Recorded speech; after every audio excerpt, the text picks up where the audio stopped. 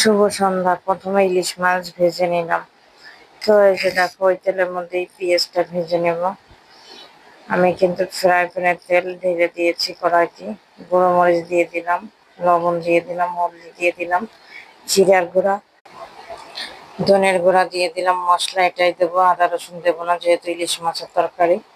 তো অফ ক্যামেরায় সুন্দর করে মশলাটা কিন্তু ভাজা ভাজা করে নিয়েছি। এখন কচুর মুখে আলু দিয়ে সুন্দর করে কষিয়ে কষিয়ে রান্না করে নেব।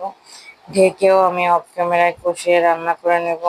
ফুটন্ত পানি দিয়ে দিব, যেহেতু আমি সবসময় তরকারিতে ফুটন্ত পানি দিই।